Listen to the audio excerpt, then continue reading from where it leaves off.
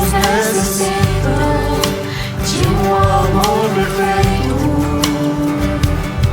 perdão e compaixão. Todos necessitam de graça e esperança, de um Deus que salva.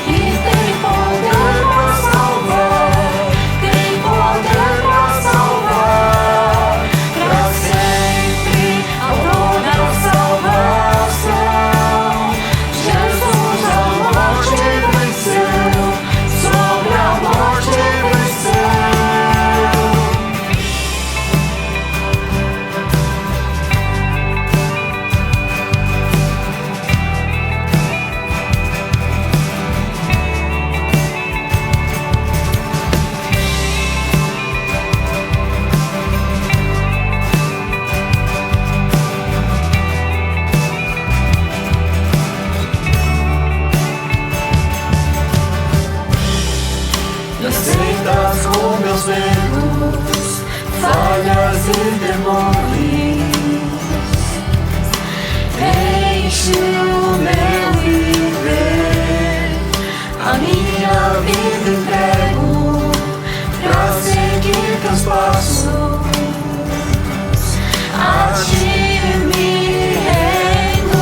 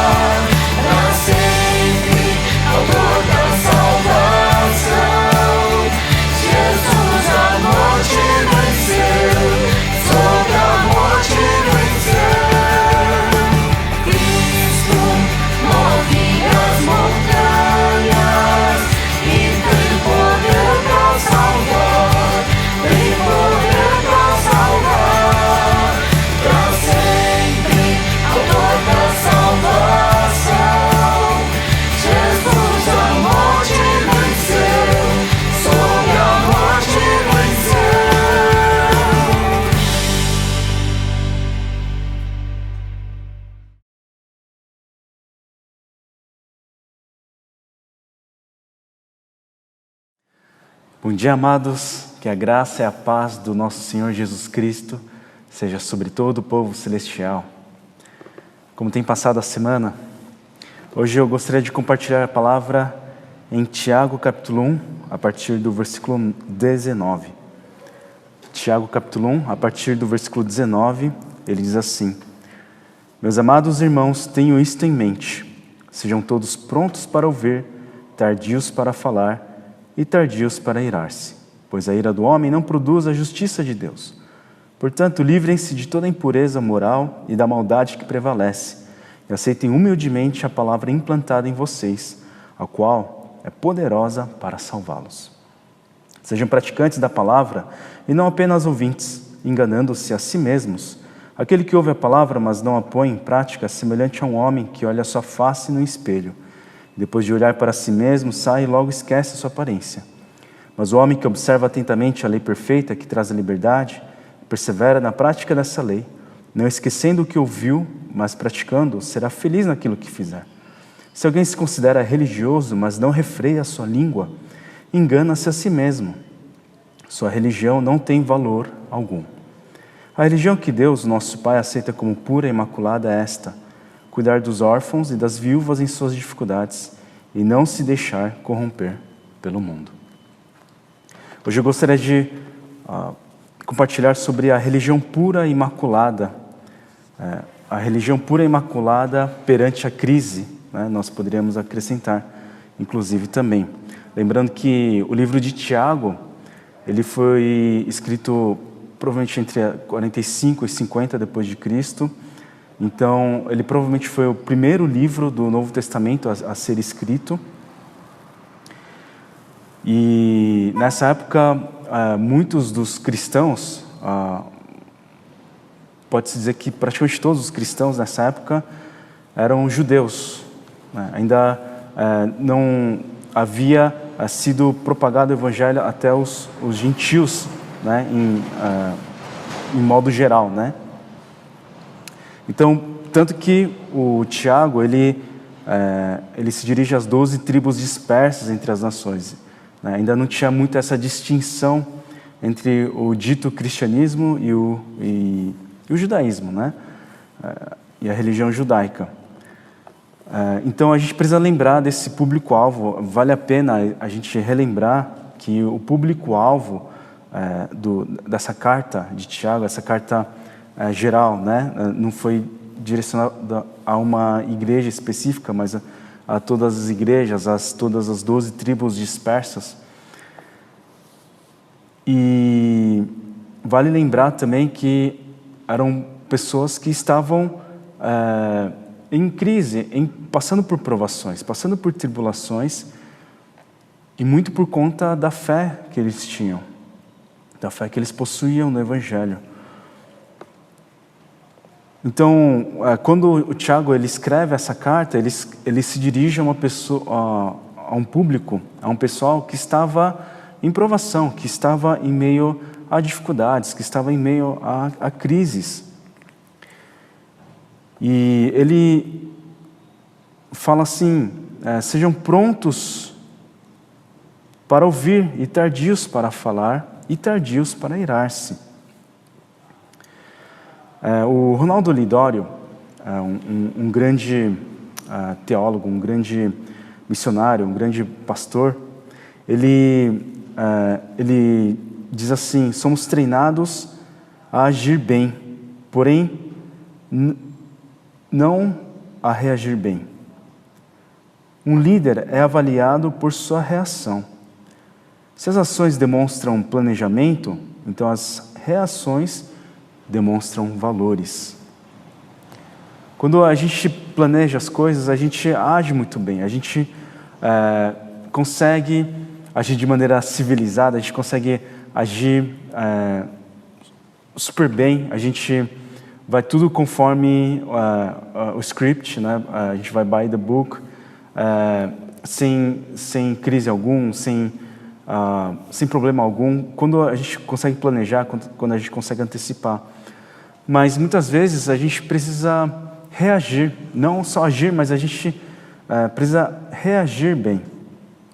E nesse momento em que a gente passa por momentos em que a gente não havia previsto, que a gente não havia planejado, então a gente demonstra o nosso caráter, a gente demonstra os valores que estão dentro de nós. Não é à toa que no início da carta, o Tiago havia dito, Considerem motivo de grande alegria o fato de passarem por diversas provações, versículo 2, pois vocês sabem que a prova da sua fé produz perseverança, e a perseverança deve ter ação completa, a fim de que vocês sejam maduros e íntegros, sem lhes faltar coisa alguma. Então, Tiago, ele fala dessa maturidade na fé, de atingirmos a integridade. Não é à toa que depois, a partir do versículo 13, ele fala da tentação, que nós somos tentados pelos nossos próprios maus desejos. Ele está falando sobre essa luta interna, essa batalha interna que acontece. Então, ele diz, sejam tardios para falar e tardios para irar-se. Então, às vezes, quando a gente perde o controle ou numa crise, a gente acaba despejando, né, as coisas, a gente acaba se irando. Alguns anos atrás, eu lembro que quando falavam no âmbito político, há uns coisa de 5, 6 anos atrás, falavam que o problema era que os justos não se pronunciavam, mas agora o problema é que muitos, se achando justos, eles fazem afirmações, muitas vezes baseadas em fake news ou em opiniões, né? Não conseguem divergir a opinião de fatos, de notícias, enfim.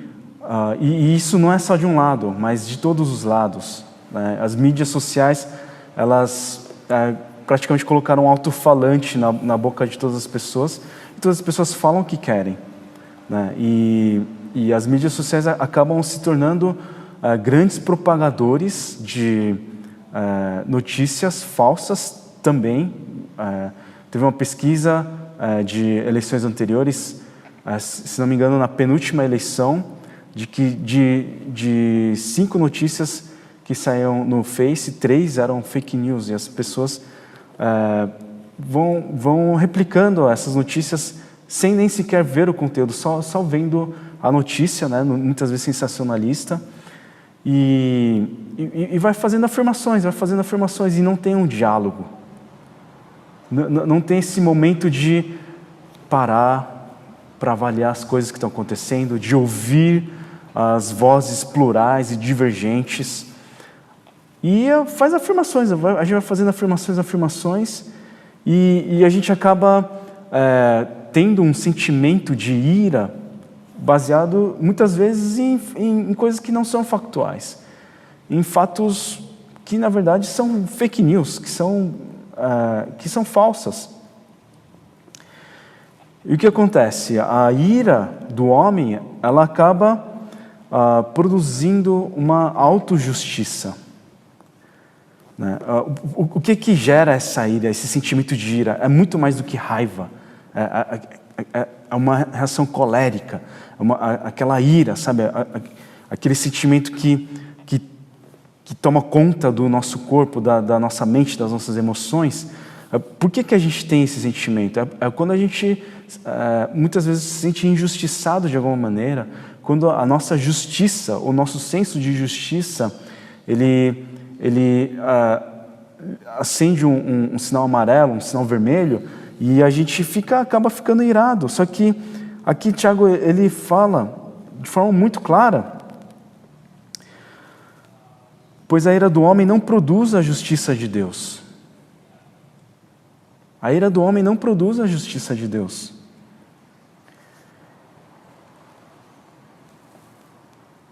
Qual que é o seu valor? Que tipo de justiça você está buscando? O que te satisfaz verdadeiramente? E aqui ele continua dizendo: portanto, livrem-se de toda impureza moral e da maldade que prevalece. Então aqui ele está falando de uma luta, de uma batalha interna que acontece dentro de nós. É uma moral.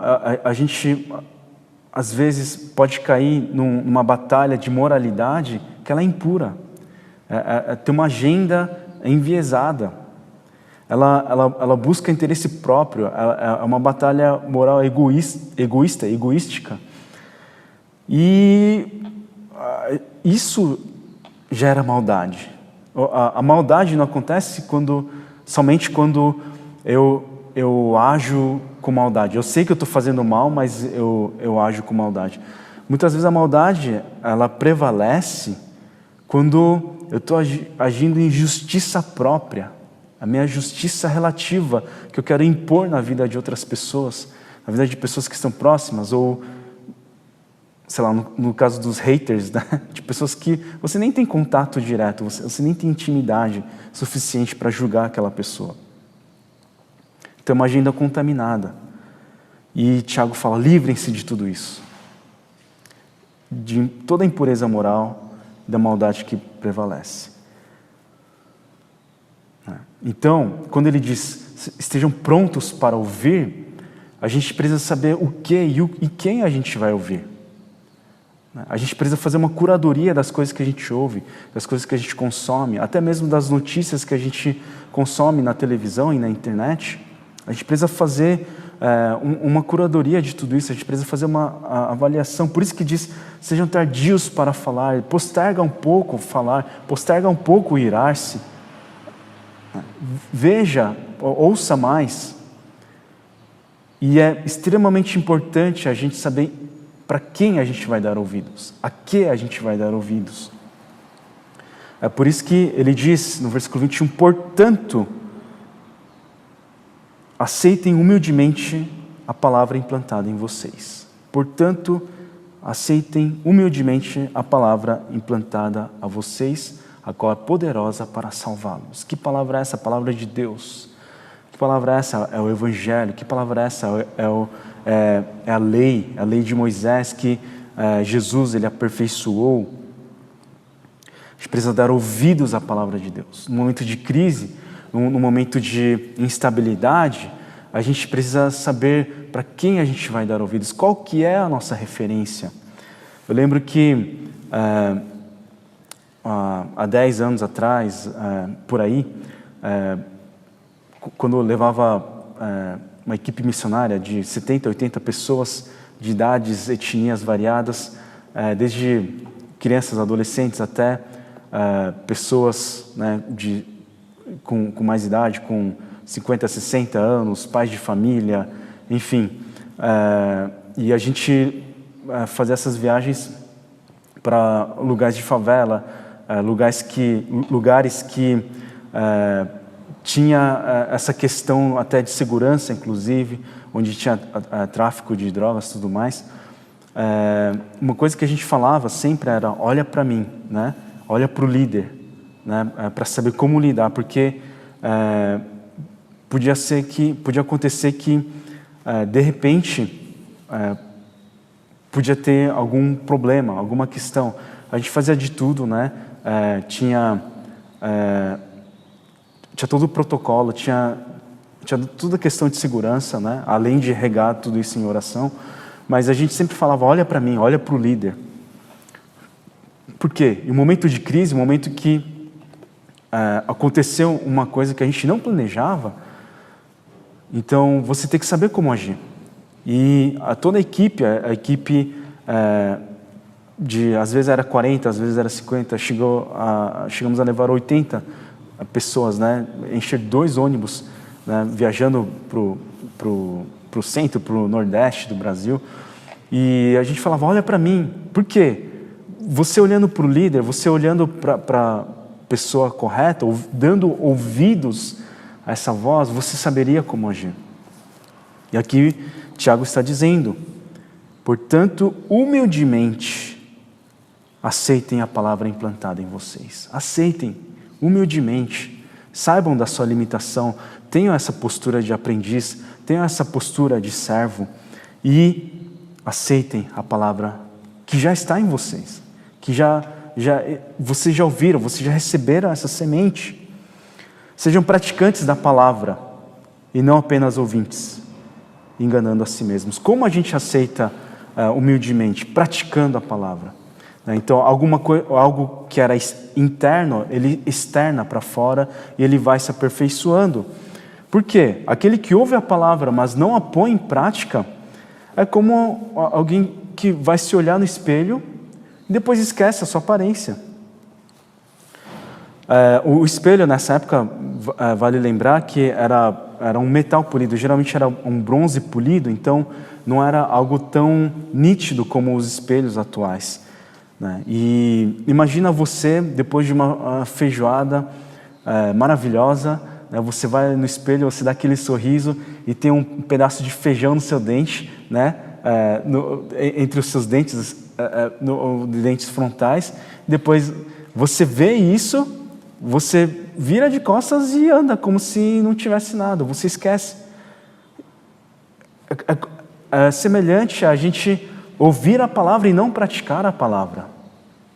Não adianta só ouvir sermão, não adianta só meditar, ler a palavra. É bom, você tem que ouvir, você tem que ler, você tem que meditar, mas para que isso se torne seu, você tem que praticar isso, para que você não esteja enganando a si mesmo. Você pratica, porque à medida que a gente vai praticando, a gente vai se conhecendo, a gente vê o quão limitado nós somos, o quão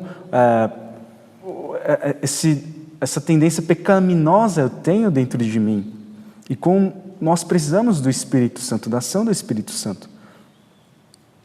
Mas o homem que observa atentamente a lei perfeita, que traz a liberdade, persevera na prática dessa lei, não esquecendo o que ouviu, mas praticando, será feliz naquilo que fizer.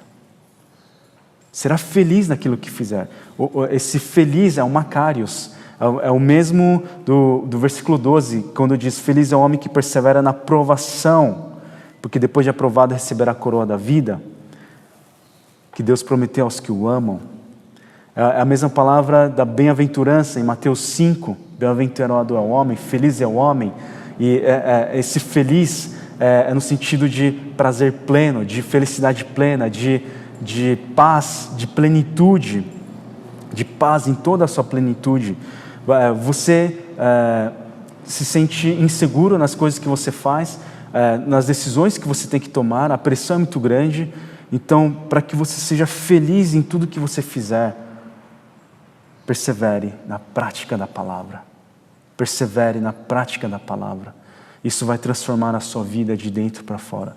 Isso vai transformar o seu jeito de olhar as coisas. Isso vai te dar uma confiança que somente Deus pode dar. Isso vai inundar você com uma paz que somente Jesus pode oferecer.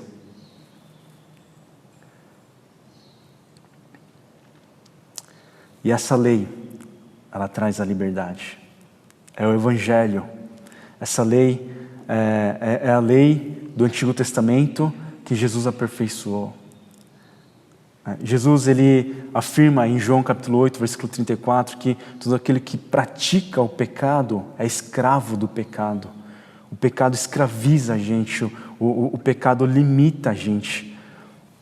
Essa ira, né, que provém da autojustiça, né, de uma justiça a qual eu me torno a referência de toda a justiça.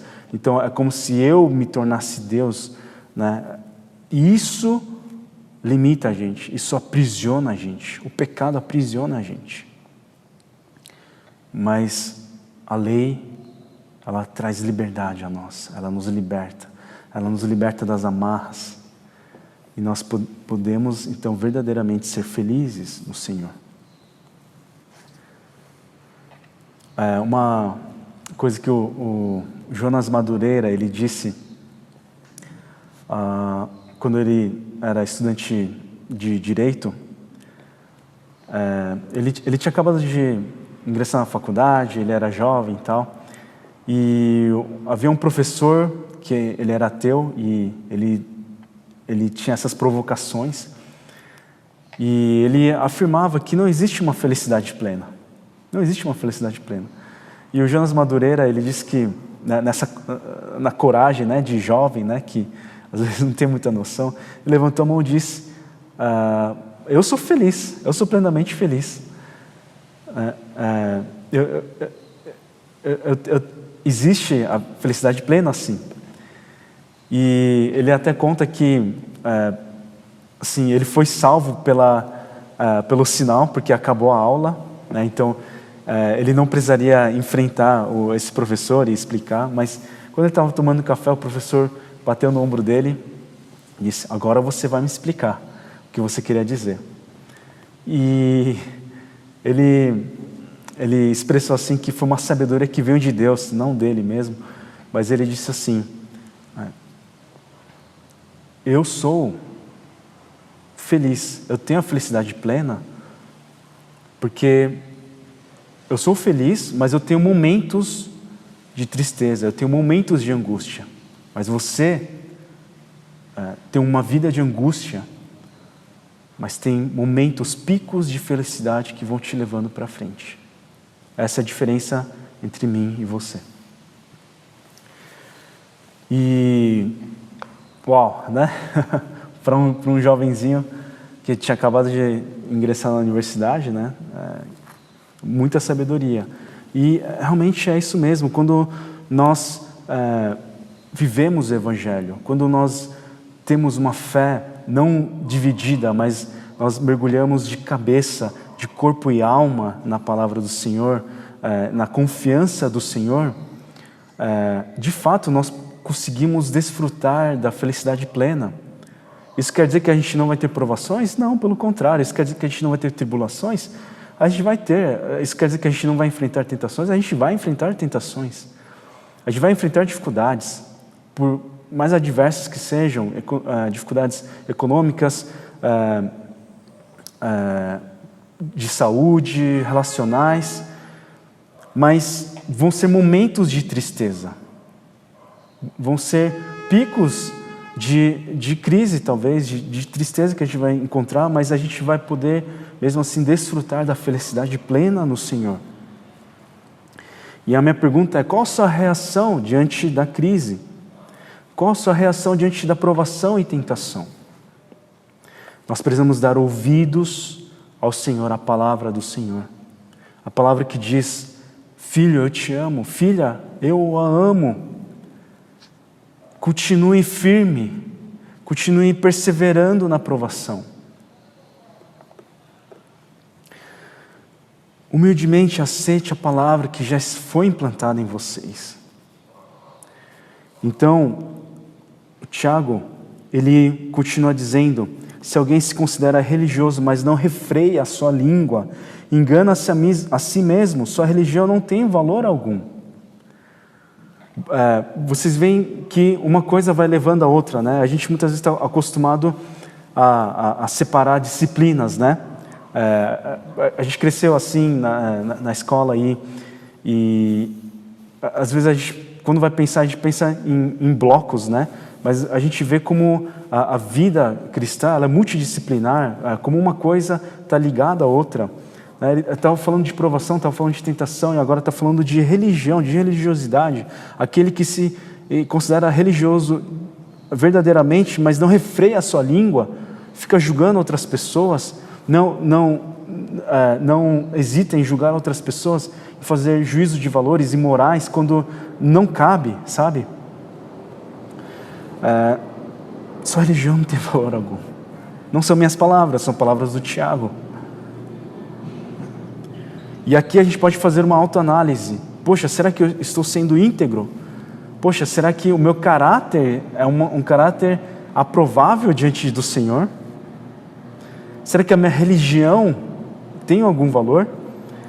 A religião, na palavra original, no grego, ela significa adoração religiosa, ou seja, um ato externo, uma expressão externa, cerimonial, uma disciplina religiosa. Então, a sua expressão de adoração, ela acaba sendo inválida se você não consegue refrear a sua língua. E sabe, uma coisa que me preocupa muito, de verdade, é a questão da adoração, dessa assembleia dominical que nós temos. Uma pesquisa do Instituto Barna indica que as igrejas dos Estados Unidos, e creio que isso reflete tanto no Brasil quanto em muitas igrejas globais, né, ouvindo as notícias, mas a pesquisa revela que 1/3 dos membros deixaram de acompanhar, deixaram de participar ativamente nas reuniões, nas lives que sejam, nas reuniões formais e informais. E a questão da adoração realmente me preocupa. Qual tem sido a sua postura diante da palavra? Diante desse momento que nós nos reunimos para louvarmos ao Senhor, para orarmos, para sermos ministrados pela palavra do Senhor. Mas talvez mais do que isso, porque até nós nos reunimos, realmente será muito difícil nós adorarmos, talvez, como antes, né? De maneira plena, assim, de corpo e alma, literalmente, mas a gente precisa,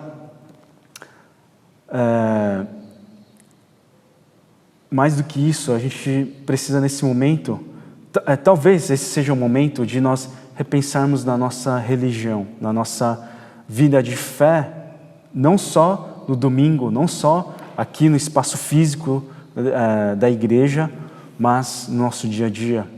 Qual que tem sido a sua verdadeira religião? A sua religião pura. A religião que Deus, o nosso Pai, aceita como pura, imaculada. De novo, para quem nós vamos olhar? A quem nós vamos agradar? Qual vai ser a nossa referência na crise e também na nossa vida como um todo?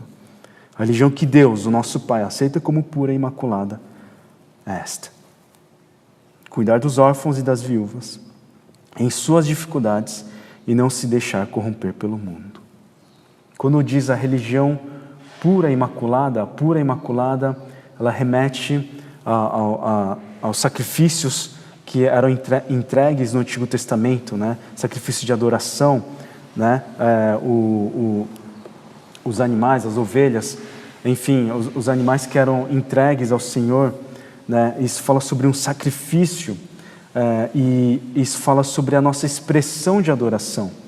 Aqui ele aponta como a religião, a expressão de adoração que Deus, nosso Pai, considera pura e imaculada. Duas coisas: cuidar dos órfãos e das viúvas e não se deixar corromper pelo mundo, por este mundo. São duas expressões, são dois atos que estão relacionados com o primeiro e o segundo maior mandamento, sendo o primeiro amar a Deus acima de todas as coisas, com toda a sua força, com todo o seu entendimento. E em segundo, amar ao próximo como a si mesmo. Amar ao próximo, cuidar dos órfãos e das viúvas. Os órfãos e as viúvas, nessa época, nessa sociedade, eles não tinham a capacidade, o sistema econômico que girava não permitia com que as viúvas e os órfãos pudessem se sustentar, pudessem ter uma autonomia financeira.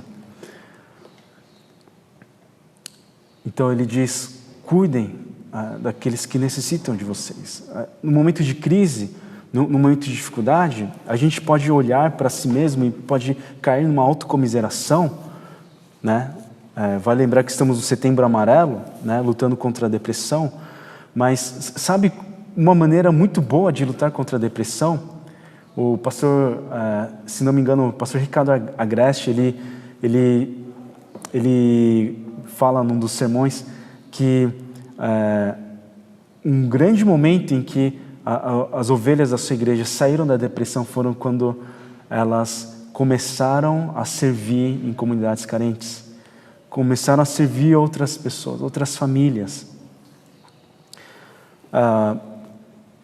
Lá em Pederneiras tem uma senhora que ela estava em depressão. Ela saiu da depressão quando ela começou a costurar roupa para as bonecas, para entregar para as comunidades carentes. Sabe,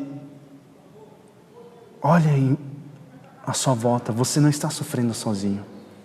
Olha à sua volta, sirva, pratique a palavra, ame ao próximo. Ame ao próximo quando não é possível amar. Ame ao próximo. Então você vai ver o que significa amar ao próximo como a si mesmo. Por quê? Porque Deus nos amou. Aliás, Deus nos amou quando nós não amávamos a Deus. Quando éramos inimigos de Deus, Ele expressou seu amor por nós. É por isso que nós não podemos nos deixar sermos contaminados pelo mundo. 1 João 2,15 diz: não amem o mundo nem o que nele há. Se alguém ama o mundo, o amor do Pai não está nele. Pois tudo que há no mundo, a cobiça da carne, a cobiça dos olhos, a ostentação dos bens, não provém do Pai, mas do mundo. O mundo e a sua cobiça passam, mas aquele que faz a vontade de Deus permanece para sempre. Que nós possamos expressar a religião pura e imaculada. Ou em outras palavras, a piedade pura e imaculada. Nós possamos ter essa vida piedosa que agrada ao nosso Deus Pai. Oremos. Senhor Deus, nesse momento nós colocamos diante de Ti toda a nossa vida, toda a situação em que nós encontramos, inclusive os nossos sonhos, os nossos planos, inclusive as nossas incertezas, as nossas convicções. Nós lançamos diante de Ti, aos pés de Cristo, todas as nossas emoções, todo o nosso intelecto, toda a nossa sabedoria. Eu peço que Deus Pai esteja agindo em nossos corações, que o Senhor esteja moldando os nossos corações. Purifica-nos de todo mal. Enche-nos do Deus Espírito Santo. Que o Espírito Santo controle as nossas emoções. Que o Espírito Santo esteja guiando as nossas emoções, os nossos pensamentos, as nossas reações. Que possamos externar os valores da palavra do Senhor, os valores de Deus. Ser glorificados nas nossas vidas, em todas as circunstâncias. Restaura as nossas famílias, restaura o ânimo, Senhor, de quem está acompanhando essa oração. Esse momento que o Senhor esteja tocando no coração. Abre os nossos corações, os nossos ouvidos espirituais, para que possamos ouvir a Sua voz e dar ouvidos à Tua palavra. Que possamos ser praticantes. Que pedimos e oramos em nome de Jesus. Que a graça do nosso Senhor Jesus Cristo, que o amor de Deus Pai, que a comunhão e a consolação do Espírito Santo seja sobre todo o povo celestial, sobre todos aqueles que humildemente aceitam a palavra que já nos foi semeada. Que possamos ter uma vida piedosa, uma vida de religião pura e imaculada, a qual o nosso Deus Pai aceita, hoje e para todos sempre. Amém, amém, amém. Amados, permaneçam firmes, continuem perseverando em oração, na palavra, pratiquem a palavra, ela é confiável, ela é digna de ser obedecida. E permaneçam firmes até que possamos nos encontrar novamente, nos abraçar novamente, e até a volta do nosso Senhor Jesus Cristo.